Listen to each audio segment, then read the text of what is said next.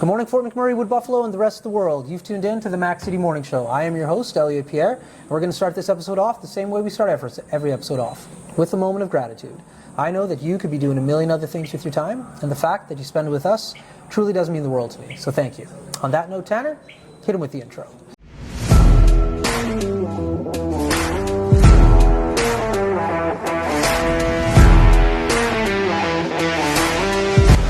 How's it going, you guys? It's Jake White, JJW, coming at you from Norrell Toyota in Fort McMurray. Just wanted to say hi and come on down, check the place out. Hi, my name's Richard. I'm the service manager here at Norrell Toyota. Hi there, I'm Adam. I'm here at Norrell Toyota. I'm a product advisor. Hi, I'm Cass. I'm the appointment coordinator. Happy to help you. Hey, it's Keith Simpson here. I'm the general manager of Norrell Toyota, soon to be Fort McMurray Toyota. Pretty excited for our new dealership. As you've seen, you met all my staff. These guys are all my family. We're here to take care of you. Come on down and be part of our family. Come join us every Saturday from 7 till close at Avenue Eatery and Cafe to play board games and help raise money for the stollery. And we are back. Big shout out to Norrell Toyota. Thank you for your ongoing support. We really do appreciate it. Now, as you guys know, I don't introduce my guests because they can do a better job of that than myself. So, sir, can you please tell everybody at home who you are and what you're about? My name is Josh Nicholson. Born and raised in Arizona, and I'm a council member up in Oro Valley, which is just the north side of Tucson. Okay. Big into mountain biking, motocross, kart racing, jet skiing. Yeah. Anything outdoors. Yeah, okay. Now, we just had a major lighting thing that went on there. So if the light switched and we don't look as good anymore, it's because that light changed, because we're in a museum right now, a visitor center, and it's all about Tucson. And this is actually one of their exhibits that will continue to change into daytime, nighttime, and all these animals are making noises and sounds, just so you know at home. So in regards to being a counselor, what does that mean in Tucson? I don't know anything, or Yeah. where you're from. We're from Canada, right? Yeah. So I don't know what policy or politics look like here in the States. Yeah, so a council member is just for like your small town. So we're a small town of 45,000 people. So we determine zoning for land. We build parks.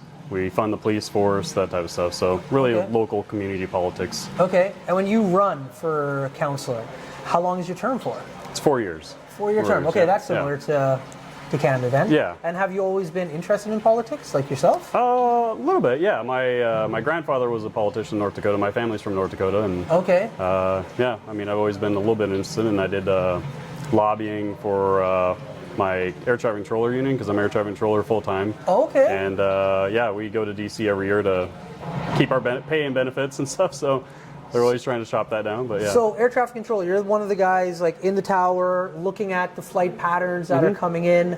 Talking to the pilots, yeah. That is a super stressful job. It can be, yeah. How long have you been doing that for?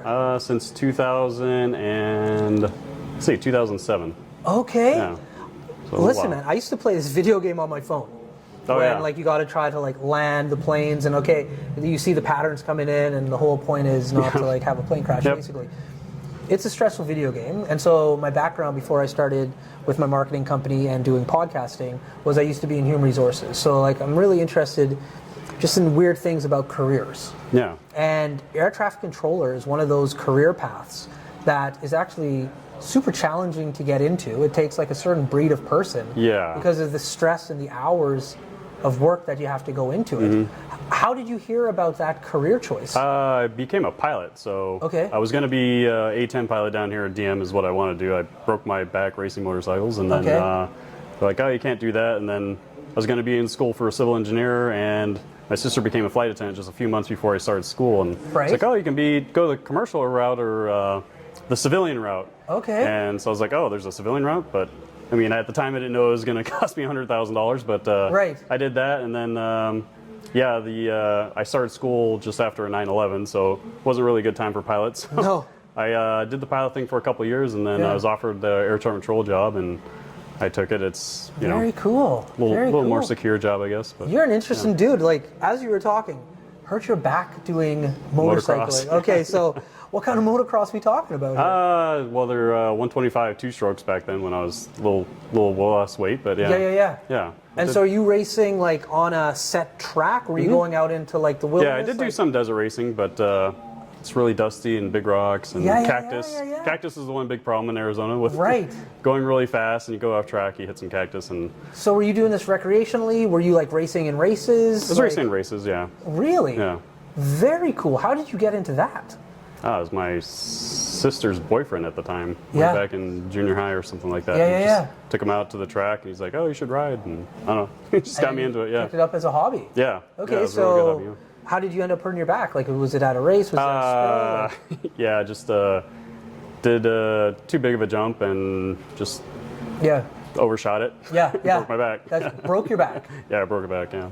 Okay, so let's explain that to me. Like, when you break your back, or like you held up in the hospital for a few days? Weeks? No, actually, it's kind of interesting. So I broke my back and knocked the wind out of me. They called the ambulance in. Yeah. Took me in the ambulance, and then we get there and they asked me, like, what's your scale of pain from 1 to 10? I'm like, I don't know, 2 or 3, because I've already broken my leg and my arms and stuff. I'm like, the pain's not that bad, but it's obviously sore, and they weren't going to x-ray my back. They're just going to say, hey, just go home. My dad's like, he drove in an ambulance here, you should x-ray his back. So x-ray my back, and then, just a brace for several months, but no surgery, so I was lucky. No physio or anything? Yeah. When you hear somebody breaks their back, you're like, oh man, that's serious. But just squish them down, turn them into little pies. Yeah, about 3 of them. So. Okay. Wow, that's cool. I was lucky. You no were lucky. nerve damage, no nothing like that. I can still walk. Yeah.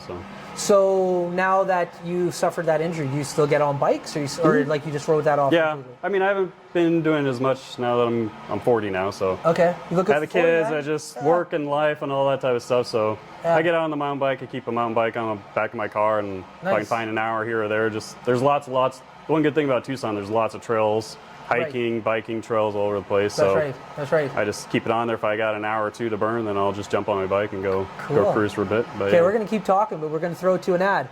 Enjoy the ad. Hi everyone, it's Carrie with Patchouli Rose here at Thickwood Barbershop. If you're wondering what to get your loved one this season for Valentine's Day, I make an all-natural anti-aging skin serum called Good Skin. It's good for men and women, and it's available for purchase here at the barbershop, downtown at the Corridor Shops and Events, and on my website. Thank you for your support. And we're back. Thank you very much. All right, so what kind of vehicle do you have that you're just throwing a bike on and then going for rides? Audi R7. Nice. There's some beautiful vehicles here in this community. We've seen a lot of Audis, and we've seen a lot of old school, and when I say old school, I mean like Toyota trucks from the 90s here. Oh yeah, they last forever, Yeah, because like in our community, like we're far up north, right? Oh yeah. Fort McMurray, Alberta. And so you got rust because of the salt, and so you don't see cars of like a certain era anymore. And here in Tucson, there's some like classic vehicles. Oh yeah, it's great. It's a great place to find a barn find. Yeah, no doubt.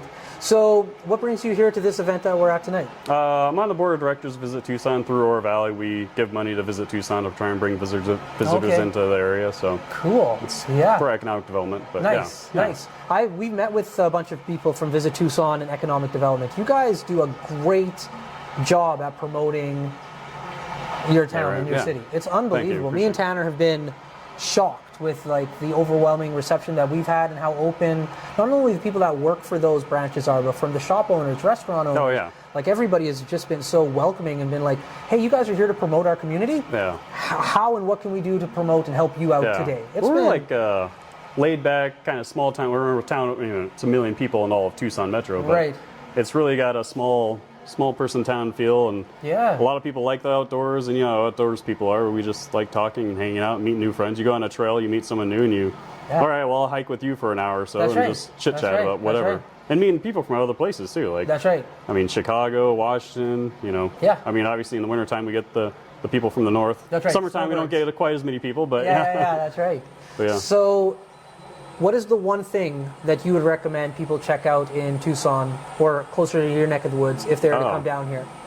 Oh man, well, if you mountain bike, 50-mile trail, Fantasy Island's another one on the east side. Good place. There's we got a couple waterfalls too that are literally like 20 minutes from where we are right now. 20, Right, 30 right, minutes. right. Yeah. So. Okay. Yeah. So you're promoting Yeah. the outdoors. If somebody's Yeah, I'm an bring your outdoors bike. person. Yeah. Yeah. Well, yeah. I mean, I'm 40, so I have 2 girls, so don't go downtown as much as I would have in my 20s. So. Right. Yeah. Okay, cool. But Awesome. yeah, the downtown is really good. They definitely they put the rail in as soon as they put the rail in. We've had a lot of money being spent on the downtown. It's really cool. I mean, it's definitely happening downtown. Yeah. So. Very cool. Yeah, it's nice. Well, my man, I just got the sign from the producer over there, Tanner, that we're out of time. All right. But before I cut you loose today, everybody gets a shameless shout out or plug. So you got the mic, the camera, the lights. Have fun. Wow. Okay. Well, let's just say thanks to my wife Dana for putting up with me being a politician and doing all my extracurricular activities and let me have time to go out and have fun. Nice. Well, thank you very much for making the time to do this today. Yeah, I really do absolutely. appreciate it, my man. Everybody at home, that's been another episode of the Mac City Morning Show. Thank you very much for tuning in. Big shout out to all of our sponsors for keeping this thing going. We really do appreciate you. For everybody else, I hope you're having a great day, and we'll see you tomorrow. Peace. What a deadly old way to end another morning show. Later, boss. It's so ballistic!